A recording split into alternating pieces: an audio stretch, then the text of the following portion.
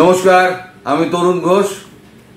আচ্ছা দর্শক, নির্লজ্জতার একটা সীমা আছে। চোখের তো একটা পর্দা থাকে মানুষের, এদের কোনো চোখের পর্দার সীমা টিমা নেই।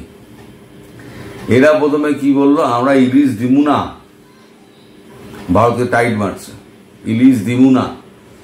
দিবি না ইলিশ, কি আছে? ইলিশ তো বাঙালি ছাড়া আর তো কেউ খায় না। বাঙালি গঙ্গার ইলিশ চিরকাল খায়, গঙ্গার ইলিশ খেত। তারপরে ভারতকে বললো ডিম পাঠাতে, ভারত 2.5 লাখ ডিম পাঠিয়ে দিল। এবার একটা আবার নতুন আবদার, এবার আবদার ধরেছেন ওই মহিলা যিনি সমন্বয়ক আছেন ওখানে, উপদেষ্টা কমিটি যিনি মৎস্য দপ্তর দেখছেন, তিনি একটা আর্জি জানিয়েছেন। আমাদের আনন্দবাজার অনলাইনে বেরিয়েছে খবরটা। ইলিশ নিয়ে ভারতের কাছে দুঃখ প্রকাশ বাংলাদেশে। আহা, মনটা গলে গেল। ডিমের পর আলু পেঁয়াজের জন্য আর্জি ইউনুস সরকারের। ভালো কথা, আলু পেঁয়াজের পর আসবে চাল ডাল তেল নুন, সব আসবে। আর কেন যাবে না সেটাও আমি বলে দিচ্ছি, অক্ষরে অক্ষরে মিলিয়ে নেবেন। খবরটা যেটা বেরিয়ে সেটা হচ্ছে, উৎসবের মরশুমে ভারতে ইলিশ রপ্তানি বন্ধ রাখার সিদ্ধান্ত দু দেশের কূটনৈতিক সিদ্ধান্তে প্রভাব ফেলতে পারে। বাংলাদেশের অন্তর্বর্তীকালীন সরকারের তরফে জানানো হয়েছে, ইলিশ রপ্তানি আপাতত নিষিদ্ধ করার নেপথ্যে অন্য কোনো কারণ নেই, দেশের আভ্যন্তরীণ চাহিদাই একমাত্র কারণ। তবে ভারত থেকে ডিম আমদানির পরে এবং আলু এবং পেঁয়াজ রপ্তানি স্বাভাবিক রাখার আর্জি জানালো মোহাম্মদ ইউনুস সরকার। ঢাকা থেকে বাংলাদেশের মৎস্য উপদেষ্টা ফরিদা আক্তার, যে মহিলার কথা বলছিলাম, আনন্দবাজার অনলাইনকে বলেন, পশ্চিমবঙ্গবাসীকে শারদীয়ার শুভেচ্ছা, আপনাকেও শুভেচ্ছা, কিন্তু দেশের মানুষকে বঞ্চিত করে এবার ওপার বাংলায় ইলিশ পাঠাতে পারবো না আমরা। তার মানে কারণ একটা খুঁজে খুঁজে বার করেছে, কি কারণ দেওয়া যায়। এপার বাংলার মানুষ ইলিশ খাবে, তার জন্য আমরা ওপার বাংলায় পশ্চিমবঙ্গে দিতে পারবো না। খুব ভালো কথা, দিও না। বাংলাদেশের রাজনৈতিক পালাবদলের পর এবার পদ্মার ইলিশ ঢুকছে না পশ্চিমবঙ্গে, তবে রাজ্য থেকে বাংলাদেশে মুরগির ডিম রপ্তানি হয়েছে। তারপর সে দেশে প্রায় অর্ধেক দামে ডিম বিক্রি হচ্ছে মধ্যবিত্তের প্রোটিন। অন্যদিকে আভ্যন্তরীণ চাহিদার কথা মাথায় রেখে বাংলা থেকে ভিন রাজ্যে আলু রপ্তানি আপাতত বন্ধ রাখার সিদ্ধান্ত নিয়েছে রাজ্য সরকার। রাজ্য সরকার কিন্তু অলরেডি বলে দিয়েছে, আমাদের পশ্চিমবঙ্গের যে আলু, সেই আলু কিন্তু অন্য জায়গায় যাবে না। এটা কিন্তু আমাদের পশ্চিমবঙ্গ সরকার কিন্তু বলে দিয়েছে আগে থেকেই। যদিও ইলিশ ইস্যুতে ভারতের ক্ষোভের কথা মাথায় রেখে আগাম দুঃখ প্রকাশ করে আলু পেঁয়াজ রপ্তানি স্বাভাবিক রাখার অনুরোধ জানালো ইউনুস সরকার। পাশাপাশি তাদের দাবি, ইলিশের মতো ক্ষুদ্র ইস্যু ভারত বাংলাদেশের কূটনৈতিক এবং অর্থনৈতিক সম্পর্কে প্রভাব ফেলবে না।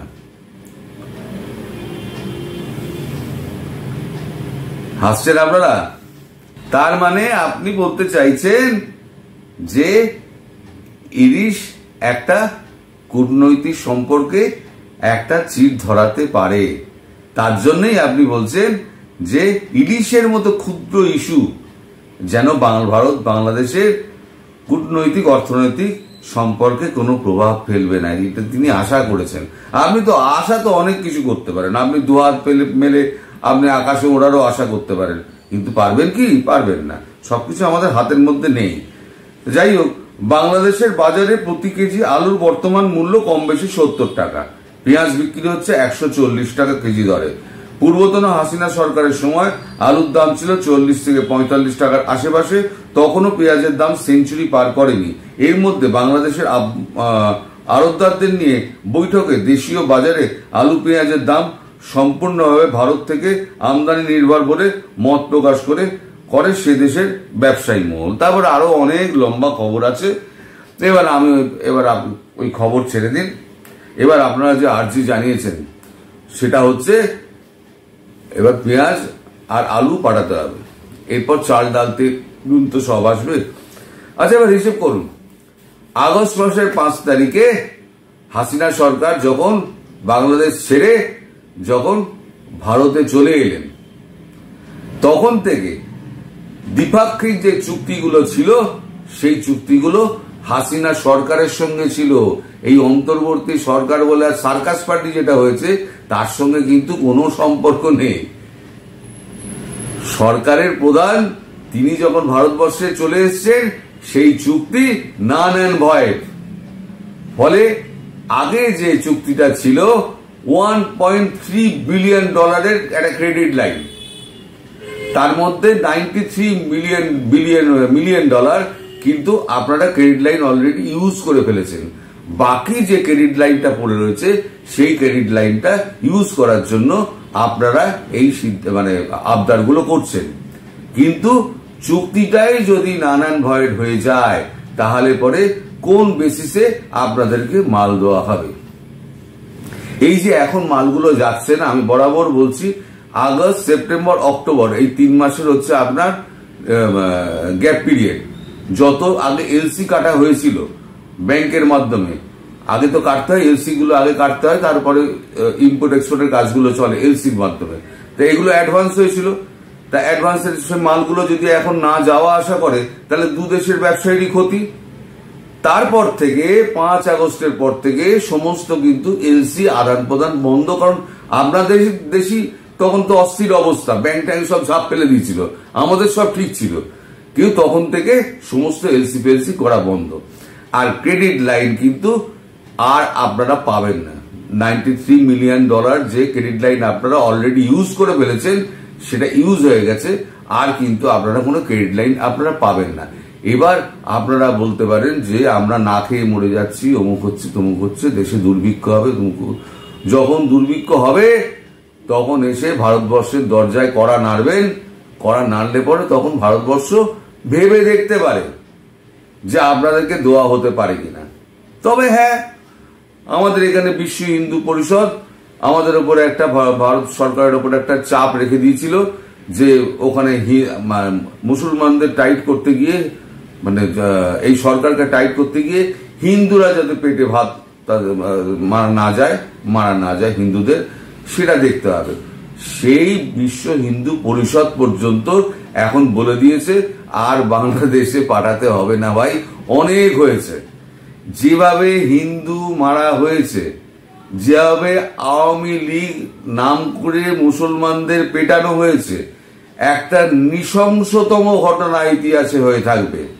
5 আগস্টের পর যা যা হয়েছে আর এখনো পর্যন্ত হয়ে যাচ্ছে। ফলে আপনারা কখনোই ভাববেন না যে আপনাদের আভ্যন্তরীণ যে ঘটনা হচ্ছে সেই ঘটনার চিত্রটা বহির্বিশ্বে যাচ্ছে না।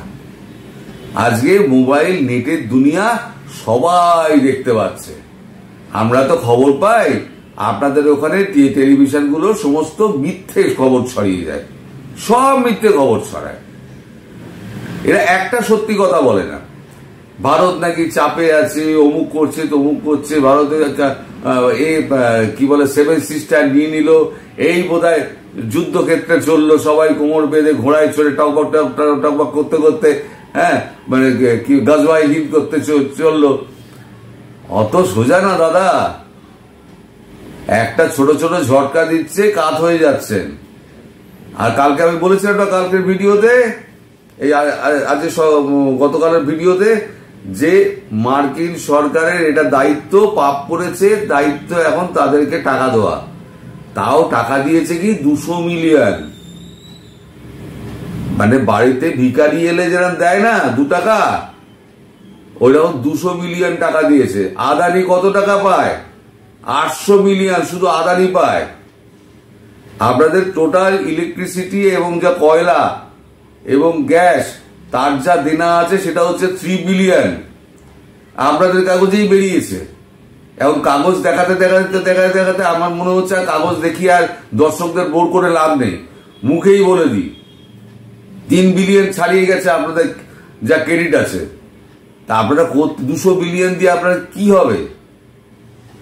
হাসিনা সরকার রেখে গেছিলেন তো $20 বিলিয়ন, সেটা 4 বিলিয়ন কি 5 বিলিয়নে নামলো কি করে?